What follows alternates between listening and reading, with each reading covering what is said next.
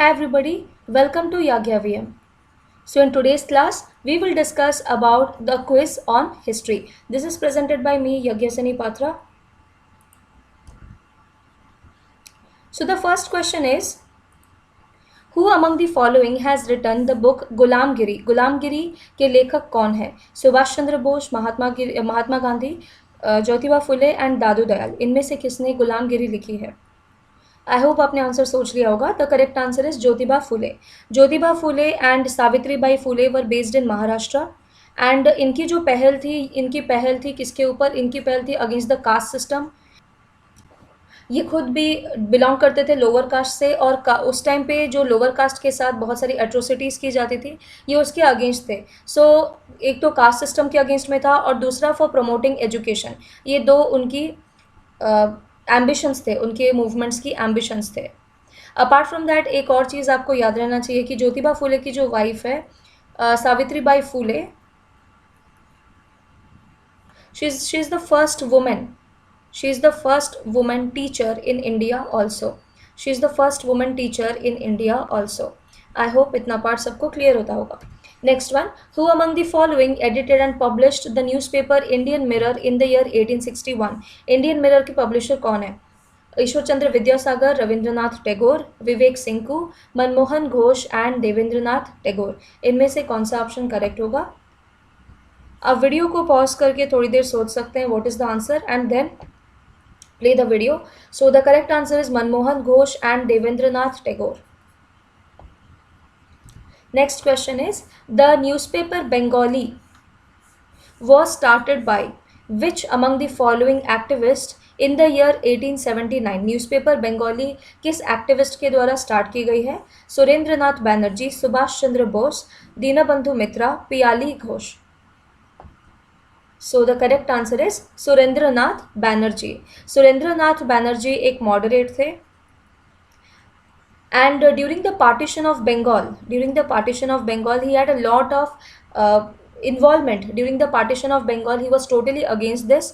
और उनकी काफ़ी इन्वॉल्वमेंट रही थी, काफ़ी लीडरशिप दिखाया था उन्होंने, सुरेंद्रनाथ बैनर्जी ने. उनके लीडरशिप के अंडर में लाइक बाल गंगाधर तिलक, इन लोगों ने अपनी पार्टिसिपेशन की थी. So he was a mentor also and he was a great leader and he was a moderate. Next question पे चलते हैं. In which year the Hindu Mahasabha was established? 1910, 1915, 16, 18. So the correct answer will be option B, 1915. Hindu Mahasabha was founded in the year 1915 by Madan Mohan Malviya. And Madan Mohan Malviya, if you know, he is also the founder of the Banaras Hindu University. ठीक है.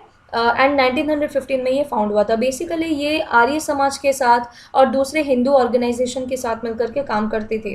And उसके बाद राष्ट्रीय स्वयंसेवक संघ के साथ इनके correct links थे. नागपुर में राष्ट्रीय स्वयंसेवक संघ का फाउंडेशन हुआ था इन 1925 बाय के.वी. हेगेवार. The first All India Hindu Mahasabha Conference was organized in Hardwar in 1915. ये सभा पहले तो it was under the leadership of Madan Mohan Malviya, Pandit Madan Mohan Malviya, और धीरे धीरे इसने एक एग्रेसिव टर्न लेना चालू कर दिया. लाइक 1929 में ये कट्टर हिंदूवाद और इन सारी चीज़ों का एक तरीके से सिंबल भी था. सो यहाँ पे हिंदू राष्ट्र की कंसेप्ट आई थी जो कि गांधी जी के राम राज्य से काफ़ी डिफरेंट थी. The next question is, where did Netaji Subhash Chandra Bose establish provisional government of free India? Singapore, Rangoon, Malaysia, Germany. Provisional government for free India, यानी कि इंडिया जब बनी नहीं थी तब भी एक प्रोविजनल गवर्नमेंट इंडिया में एग्जिस्ट कर रही थी. So the correct answer is Singapore.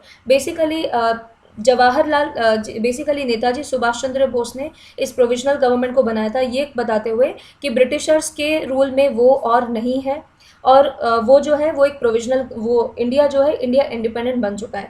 तो इन्होंने इसकी स्थापना करी थी. अपार्ट फ्रॉम दैट जो कंट्रीज ब्रिटिश के अगेंस्ट में थे, जैसे वर्ल्ड वॉर में जो एक्सेस पावर्स थे लाइक जर्मनी, जापान, इटली, इन लोगों ने इस गवर्नमेंट को समर्थन भी दिया था. इन लोगों ने रिकॉग्नाइज किया था the provisional government. Okay, so the correct answer is Singapore. Next question is Aliah university. So this university is the first Muslim university of which of the following state? कौन से स्टेट में सबसे पहला मुस्लिम यूनिवर्सिटी था? Aliah university. I hope आपने correct answer सोच लिया होगा. The correct answer is West Bengal. So आप लोगों ने सुना होगा मदरसा के बारे में. मदरसा was established by Warren Hastings, जिसे हम आलिया यूनिवर्सिटी भी कहते हैं. So West Bengal is the answer. The Aliah university is one of the oldest universities of India and is the first Muslim university of India. It was set up in 1780 by Warren Hastings near Sialda in Calcutta. It is also known as Islamic College of Calcutta, Calcutta Madrasa, Calcutta Mohammedan College and Madrasa-e Alia. Okay, ठीक है. तो बस नाम का ही इसमें difference था.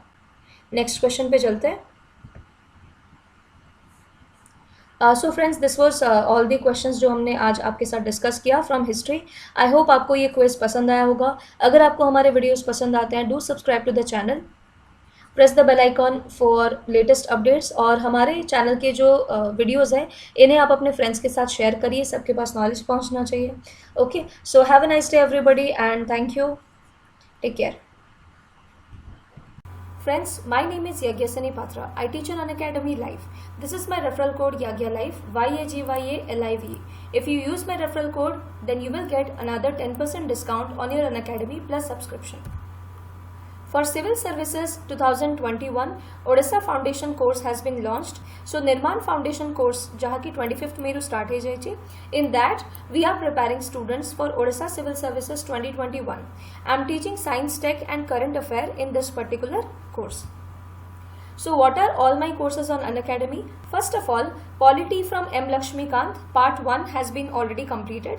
So you can watch the recordings, and my upcoming course Polity from M. Lakshmikant Part 2 will just be started in June. So if you want to learn polity from me, you can join me on Unacademy.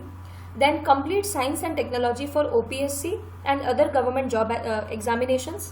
Third, Current Affairs. So weekly current affairs also I am covering on Unacademy platform.